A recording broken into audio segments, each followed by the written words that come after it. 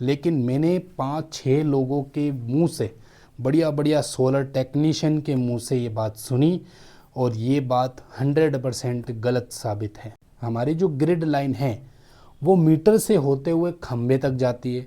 अब खंबे में कितने घर कनेक्ट हैं, तो ये चीज़ गलत है। मैं किसी का फ़ोटो या किसी का नाम नहीं लूँगा।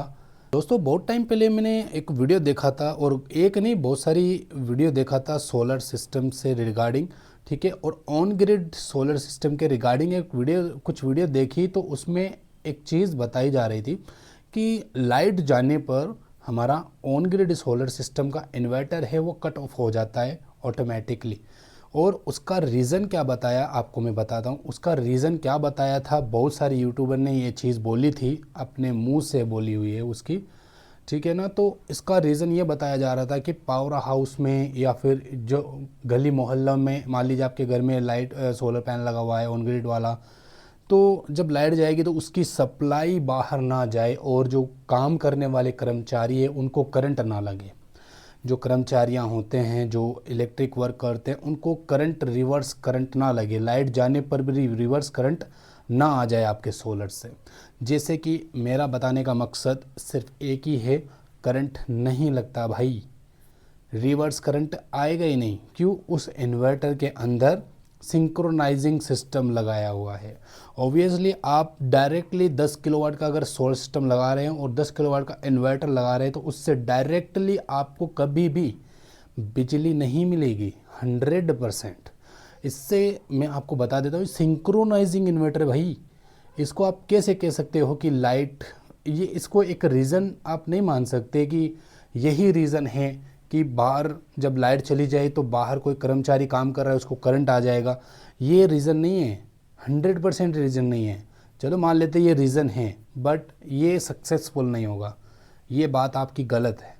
अगर ये चीज़ होती ना, तो जैसे ही लाइट गई तो रिले वाला सिस्टम होता, रिले कट ऑफ सिस्टम होता, और रिले से पावर की लाइन कट हो जाती और घर की लाइट तो चलती ना सोलर इन्वर्टर से, ठीक है ना, ऑन ग्रिड सिस्टम से। तो घर की लाइट नहीं चलती है उससे डायरेक्टली। सिंक्रोनाइजिंग इन्वर्टर है।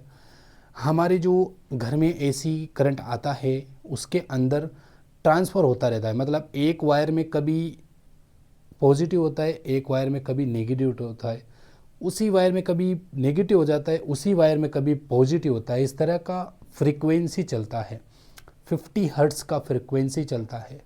तो भाई फ्रीक्वेंसी जो हमारे घर के पावर ग्रिड से आ रही है, जो बाहर से ग्रिड से आ रही है, वही फ्रीक्वेंसी हमारे जो सोलर इन्वर्टर है उसके अंदर जाता है, और उसी की फ्रीक्वेंसी की मदद लेकर के सिंक्रोनाइज होता है हमारा सोलर इन्वर्टर। हमारी घर की जो पावर ग्रिड लाइन है उससे सिंक्रोनाइजिंग कर लेता है, उससे मिलाव कर लेता है, ठीक है। एक तरीके से माने तो इन्वर्टर से ग्रिड लाइन से शादी हो जाती है, एक तरीके से सिंक्रोनाइजिंग हो जाती है और पल्सेस मिल जाते हैं, मैच कर जाते हैं पल्स। तो इस वजह से ये चीज़ क्रिएट होती है। जब लाइट चली जाती है तो वो सिंक्रोनाइजिंग वाला सिस्टम ही ख़त्म हो जाता है। यानी कि अब वो इन्वर्टर किस पल्स से मिलेगा? इन्वर्टर को पल्स ही कौन देता है? इन्वर्टर को पल्स हमारी जो ग्रिड लाइन है वो देती है, ना कि इन्वर्टर अपने से पल्स बना करके सिंक्रोनाइज करता है। नहीं, मेन लाइन से पल्स आती है, फिर हमारी इन्वर्टर लाइन की पल्स जो मिक्स होती है उसको सिंक्रोनाइज कहते हैं। मिलाना, सिंक्रोनाइजिंग सिस्टम वर्क करता है उसके अंदर। इसीलिए तो उसके अंदर ट्रांसफॉर्मर नहीं होता भाई, बिल्कुल पतला सा इस तरह इन्वर्टर होता है, और 10-10 किलोवाट, 15-15, 20 किलोवाट के इन्वर्टर इतने से होते हैं, इतना सा डब्बा होता है। क्यों होता है? सिंक्रोनाइजिंग सिस्टम है, बस इससे ज़्यादा कुछ नहीं है। उसके अंदर कोई बैकअप वेकअप वाला सिस्टम नहीं होता, ओनली सिंक्रोनाइजिंग होता है। तो ये गलत है ये बात, और ये जानकारी भी मेरे ख्याल से गलत है कि लाइट जाने पर इस वजह से वो इन्वर्टर कट ऑफ होता है, जो सोलर ऑन ग्रिड वाला, इस वजह से होता है कि बाहर कर्मचारियाँ काम कर रहे होते हैं तो लाइट चली जाती है। अगर हमारे इन्वर्टर से सप्लाई बाहर गई तो करंट आ सकता है। ऐसा कहना बिल्कुल 100% मेरे ख्याल से गलत है। दूसरी बात यह है कि हाँ, मान लेते हैं कि भाई इसी तरीके से हो रहा होगा। आपने जो बोला कि बाहर करंट पहुंच जाएगा, इसी वजह से होगा। चलो मान लेते कर्मचारी काम नहीं कर रहे हैं, लाइट चली गई और ऊपर का जो हमारा इन्वर्टर है उससे इलेक्ट्रिसिटी प्रोवाइड हो रही है। अब हमारा जो कनेक्शन है, हमारी जो ग्रिड लाइन है, वो मीटर से होते हुए खंबे तक जाती है। अब खंबे में कितने घर कनेक्ट हैं? ओबियसली 10, 20, 50, 100 घर कनेक्ट होंगे। तो उन 100 घरों को हमारा 10 किलोवाट का सोलर सिस्टम कवर कर देगा? नहीं कर सकता। जैसे कि मान के चलिए हमारा इन्वर्टर होता है 850 वीए का, उस पर 700 वाट का ही लोड दे सकते हैं। तो 700 वाट से 800, 900, 1000 तक दे सकते हो क्या? नहीं दे सकते, ओवरलोड कंडीशन।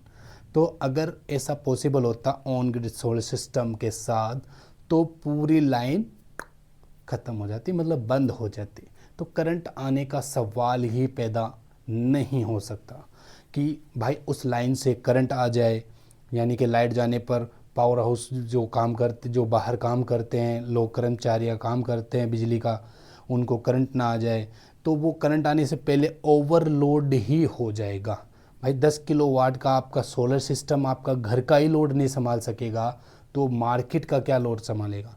तो ये चीज़ गलत है। मैं किसी का फ़ोटो या किसी का नाम नहीं लूँगा वीडियो में लगा करके कि इन्होंने बोला, लेकिन मैंने 5-6 लोगों के मुंह से, बढ़िया बढ़िया सोलर टेक्नीशियन के मुंह से ये बात सुनी, और ये बात 100% गलत साबित है मेरे अनुसार। अब वो सच कह रहे हैं झूठ कह रहे हैं मुझे नहीं लगता, लेकिन मैंने जो बताया ना यही रियलिटी हो, मेरे ख्याल से यही रियलिटी है।